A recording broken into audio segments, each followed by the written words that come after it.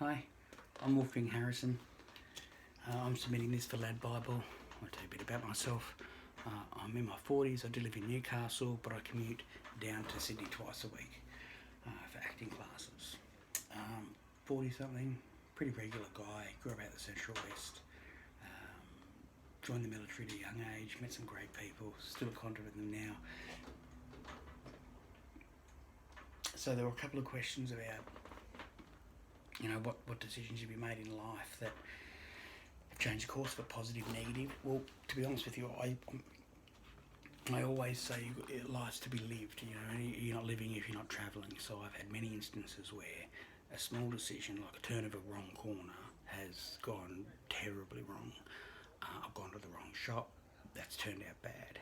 You know what I mean?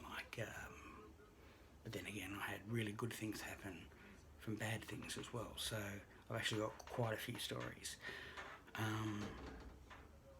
One I'd like to tell you about is it could be a bit triggering. So viewer discretion is advised. I got married, I got divorced, moved up from Sydney. Wife and I came. We were newlyweds. We had problems. And then about 3 weeks before she left me, I found out she was having an affair. The guy proposed, and that's okay. You can't really make someone love you because that's just not love. Yes, I wasn't going to do that, so I let it go. And that was probably the most painful thing I've ever done in my life. That ripped my soul out. All I did was just get up, eat, sleep, work, ride a bike. It was like I was just a snail living in a shell. I wasn't any way having a good life, looking after myself. I was drinking very heavily. And this whole time there was a darkness over me. I even said to a friend of mine, I've got a really bad feeling that something bad's going to happen to me. And I didn't know what it was, and every day that went on, the feeling would get worse. It wasn't painful. It wasn't anxiety. It wasn't a feeling that came from me, if that makes any sense. It was a darkness. I've never felt so alone in my life than I did at this time. It's the only time in my life I've ever genuinely felt alone, and that I was living in darkness. And I came to the decision very easily to make an attempt on my life. So I did. I crashed into the back of cars. For some reason I rolled bonnet to boot, not side to side. The police didn't believe me that I was driving, and I swore to them that I was. I was very drunk, and I paid the price. So I got 3 years loss of licence and 3 years probation. I then took it back to court, took myself to rehab and cleaned myself up. And I don't drink anymore. It's completely irresponsible, and what I did was wrong. And I'm so glad that I never, I was the only person that was hurt in there. There were people involved that had been hurt as well. I'm not sure if they remember. I'm sure they would. But even to them, I couldn't even face them. I was so alone. I couldn't reach out to anyone. So I didn't know what to say. I didn't know what to do. Those people, I'm genuinely sorry. I put them back in life as well. And what I want to focus on is, and it's going to sound a bit weird, and I admit that I was drinking that night. However, I haven't hallucinated before when I've been drinking. And I've been a pretty seasoned drinker. Not anymore though. I've got 2 children. I'm very happy despite all this. I've got a broken leg at the moment. That's why I've got that. I can only have a bath. I'm not going to sit there in the bath and have a shave. So I'll just get to it because I've probably told about 3 people this story, and this is what changed my life. I remember driving that car, and I remember thinking to myself, actually smiling to myself that I wasn't going to make it out of this accident alive. I just wanted the pain to be over. This darkness that was over me was just completely ruling my life, and I couldn't do it anymore. So anyway, you go to the moment of the crash. I can remember undoing my seatbelt, seeing the back of the car, hitting the car. I don't remember anything for a couple of seconds, but I do remember like about 1 or 2 seconds after that, I was being thrown around in the car because I didn't have a seatbelt on, and I remember it was like it was in such slow motion. My arm was out like that, and I don't know if anyone's ever had this before, but it was like that little voice inside you, you know, there's that little voice in the back of your head that says don't do that, you know what I mean? But this little voice was separate. It wasn't coming from me. It was like somebody injected it. I had been drinking, and I completely understand if people say, oh, you're pissed and blah, blah, blah. However, I've never hallucinated, never had anything like this before, and I've been shit-faced. So anyway, I'm out this car, and the car's still rolling. And this voice says to me, if you want to keep your arm, bring it inside now. And I did. And I went like that, and then I remember hitting the ground, and all I got out of that accident, you can't even see it, you'll see it in real life better, it's just a blemish. I took about 2 layers of skin off. Directly after the crash, I was conscious of the whole thing. I crawled out of the car. It was a work car. I'd lost it. I was in a bad way. I should have reached out for help, but I didn't. I hurt a lot of people, not just myself, and that's something I'm not proud of. So anyway,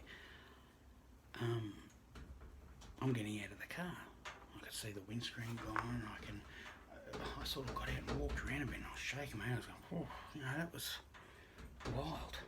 Anyway, I could feel this water coming down off my lip and blood, pulling glass out of my mouth. It wasn't cut or anything like that. It was just glass in there. And then I was like looking around at the car, and I'm like, far out. How did I just survive that? Still very drunk. So anyway, where the car accident was, it was sort of on the top of like a crest sort of thing, but not as big as a crest. You could see over the top of the hill, but the decline and the ascension was quite steep, but you could still see over the top. So if you stood at the top, you could see down, and if you stood at the bottom, you could see up. So anyway, I thought I saw something move. So yeah, I was the car's that way, I'm looking down the road, and I swear I saw something move, like a little boy with a white shirt. I'm like, literally like this, just after this car accident.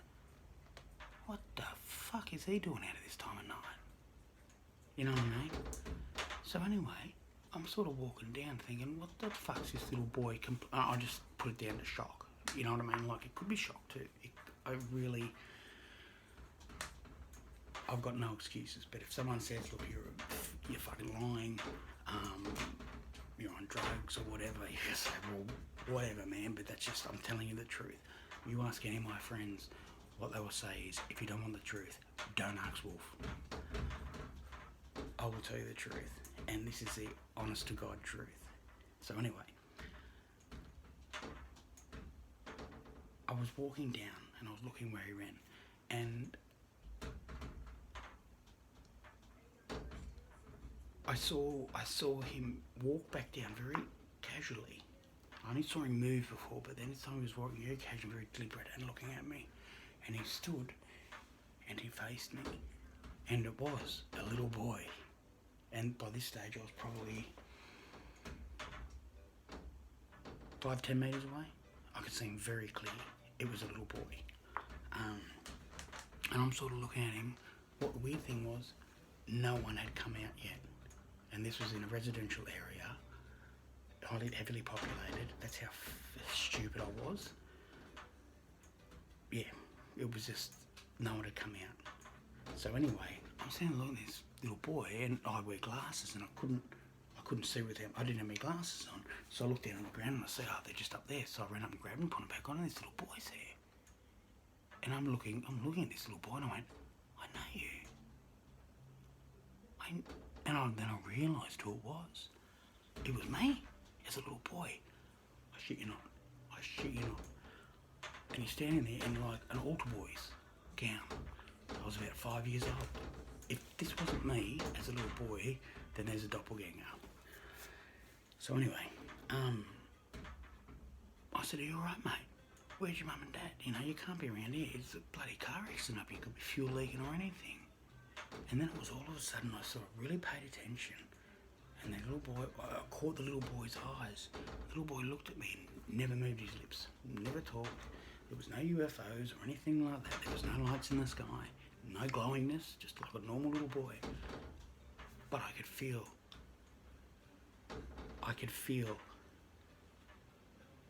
me letting him in. It was bizarre. And he didn't talk in words. So when he communicated, he didn't actually talk in words. He talked in feeling. And and that's a bizarre thing to say, because how do you talk in feeling? But this being did. It was just amazing. Anyway, long story short, I'm saying, look at this kid, and I could feel, even in my, like I could feel him in my head. Bizarre. So anyway, but I was not threatened at all. I was very calm, and I trusted this person. And it was like he said, "Why do you think I took this form? This is the only form that I knew that wouldn't threaten you as a little boy."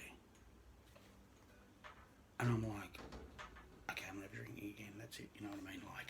And drinking is not notoriously renowned with hallucinations until you're coming down off it. And I wasn't coming down, I was very much up there, I hadn't come down yet. And then I'm sitting there, I said, "Oh, look, I don't know who you are." And this being and this feeling, not words, feeling, it's bizarre. I was so connected to this being, and it was so connected to me, it like owned me, and I had no problem with that. And best way I can say it is like I saw it off a film. You're doing a lot of complaining about me. You know, you're not happy, you're not this, and this is all in feeling. I'm going through all the feelings, and I'm feeling, I'm getting quite upset, I'm crying. And then the little boy walked up towards me and gave me probably the most meanest look a little boy could.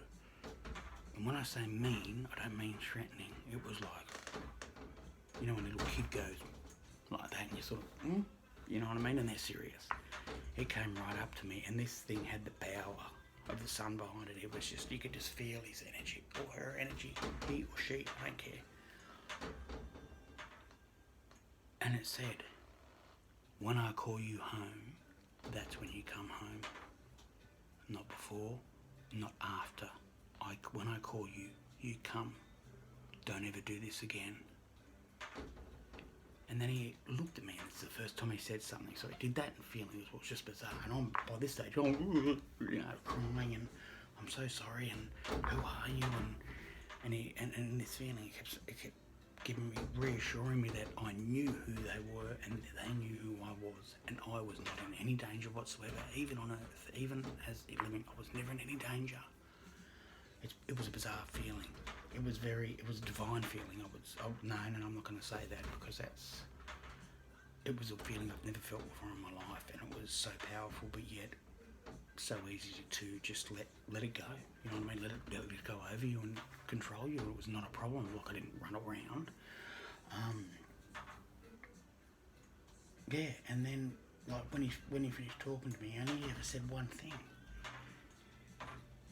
He looked at me and he goes, in a very deep voice, "You want to lose that arm? Pull it in the car now." And then he pushed me and went boom.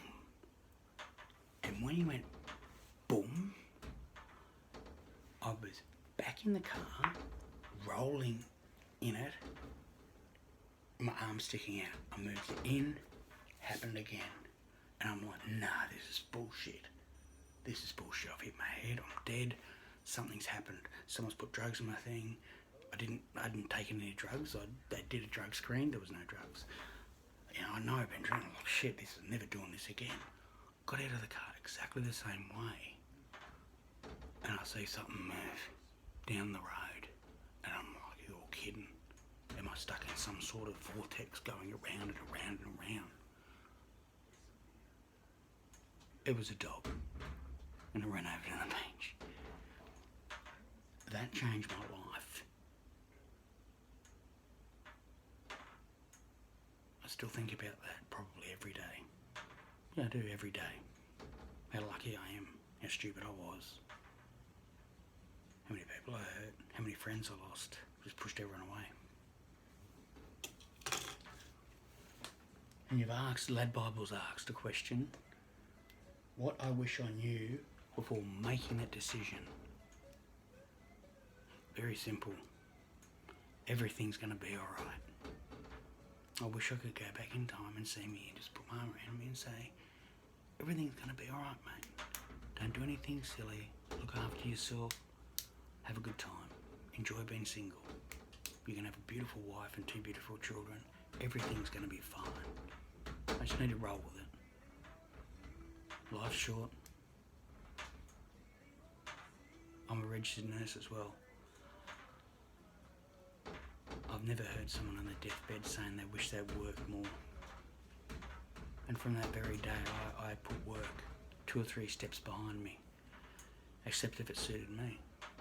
Whether it's selfish or not, no, but that's life. I'm not running the rat race, so to speak. I'm not getting up at 9 to 5. I'm not doing that anymore. And that leads me to another story I've got, but it's been 16 minutes, so I'll let this one go. If you want me, I'm available. I come to Sydney every twice a week, so that's not a problem at all. I am up in Newcastle. What else would you like to know about me? I study acting under Kevin Jackson, who was a head of NIDA for many years, and also camera technique with Luke Ford, who was in The Mummy. What else? McLeod's Daughters, a good Australian actor, 2 AFI awards, really good guy actually, really funny. Yeah, get in contact with me. You got all my details. I really like Ladbible. I really enjoy watching it online. I always click on, so yeah, love to have it. Thanks. There.